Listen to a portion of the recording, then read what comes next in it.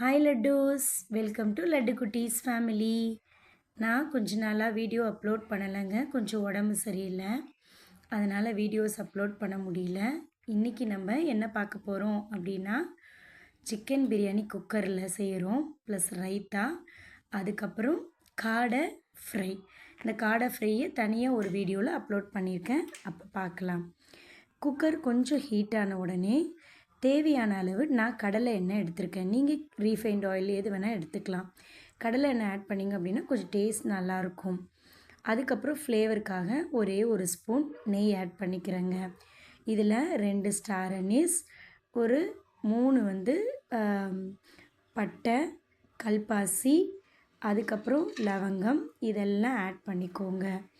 ஏலக்காய் நான் சின்னதாக இருக்கிறதுனால நான் 4 ஆட் பண்ணிக்கிறேங்க.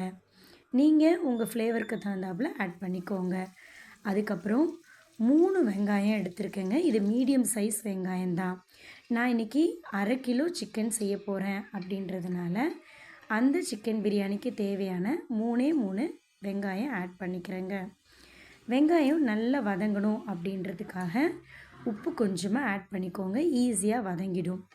இந்த ஸ்டேஜில் கொஞ்சம் வெங்காயம் நல்லா வதங்கினதுக்கப்புறம் பச்சை மிளகா ஆட் பண்ணிக்கிறேங்க. நீங்கள் காரத்துக்கு தகுந்தாப்பில் ஆட் பண்ணிக்கோங்க. நான் ஒரு 6 பச்சை மிளகா குட்டி குட்டியாக இருந்துச்சு, அதை ஆட் பண்ணிக்கிறேங்க. ஏன் நான் இந்த ஸ்டேஜில் ஆட் பண்ணுறேன் அப்படின்னா, அந்த காரம் கொஞ்சம் அந்த எண்ணெயிலே இறங்கிடும், அப்போ உங்களுக்கு நல்ல ஃப்ளேவர்ஃபுல்லாக இருக்கும் அப்படின்றதுனால இந்த ஸ்டேஜ்லேயே நான் பச்சை மிளகாயை ஆட் பண்ணிக்கிறேன். நெக்ஸ்ட்டு இது நல்லா வதங்கின உடனே ஒரு கைப்பிடி அளவு புதினாவை இதில் ஆட் பண்ணிக்கோங்க. அதை ஒரு வதக்கிட்டு நெக்ஸ்ட்டு அதே ஒரு கைப்பிடி அளவு கொத்தமல்லி ஆட் பண்ணிக்கோங்க.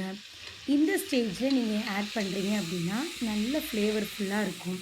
நான் இந்த மெத்தடில் தாங்க செய்வேன், டேஸ்ட் அவ்வளோ அள்ளும். நீங்களும் இதே மாதிரி ஒரு நாள் செஞ்சு பாருங்கள்.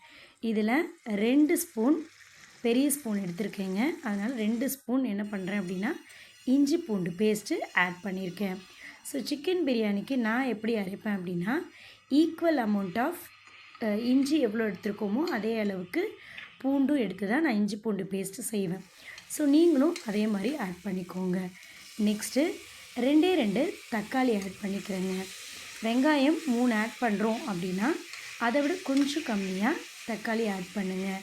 ஏன்னா அதிகமாக தக்காளி சேர்க்குறீங்க அப்படின்னா தக்காளி சாதம் மாதிரி ஆகிடும், பிரியாணி மாதிரி இருக்காது. அதனால் தக்காளி கொஞ்சம் கம்மியாக ஆட் பண்ணிக்கோங்க.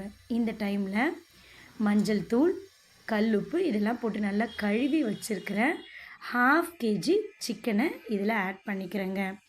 இந்த ஸ்டேஜில் ஆட் பண்ணுறீங்க அப்படின்னா நல்ல எண்ணெய் கூடிய அது என்ன ஆகும் அப்படின்னா வதங்கி வருங்க.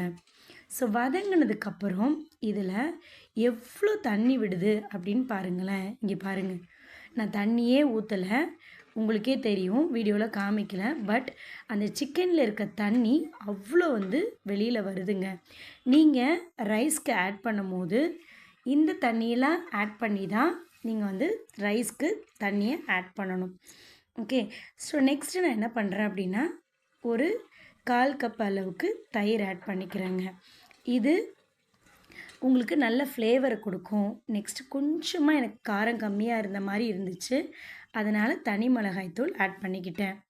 இதில் 1 கப்புக்கு 1.25 கப் நான் என்ன பண்ணியிருக்கேன் அப்படின்னா தண்ணி ஆட் பண்ணியிருக்கேங்க.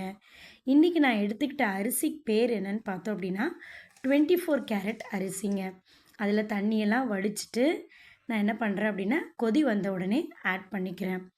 நல்ல ஒரு கிண்டிடுங்க, ஏன்னா அரிசி உடஞ்சிரும், அதனால் ரொம்ப கிண்டக்கூடாது. ஒரு 1/4 ஸ்பூன் அளவுக்கு இந்த கொதிக்கிற டைமில் கரம் மசாலா தூள் ஆட் பண்ணுங்கள். இது வீட்டிலே செஞ்ச கரம் மசாலா தூளுங்க. நான் இதில் மோஸ்ட்லி ப்ரிசர்வேட்டிவ்ஸ் எதுவுமே ஆட் பண்ணலை. எதை பற்றி சொல்கிறேன் அப்படின்னா கலர் பற்றி தாங்க சொல்கிறேன். ஸோ அதனால் கலர் எங்கள் வீட்டில் கம்மியாக தான் இருக்கும். இப்போ குக்கரை மூடி 3 விசில் நீங்கள் விட்டுக்கோங்க, ஓகேங்களா? ஸோ இந்த விசில் அடங்குற வரைக்கும் நம்ம ரைத்தா எப்படி செய்யலாம். என்னங்க ரைத்தா செய்கிறது ஒரு பெரிய விஷயம் அப்படின்னு நினைப்பீங்க. இதில் ஒரு டிப் சொல்லியிருக்கேன், அதை ஃபாலோ பண்ணுங்கள். நான் ஒரு 3 வெங்காயம் எடுத்து நீல வாக்கில் அரிஞ்சிக்கிட்டேன், கொத்தமல்லி ஆட் பண்ணுறேங்க. இதில் தேவையான அளவு உப்பு ஆட் பண்ணிக்கோங்க. இதுக்கப்புறம் தாங்க ஒரு சீக்ரெட் ரெசிபி வருது.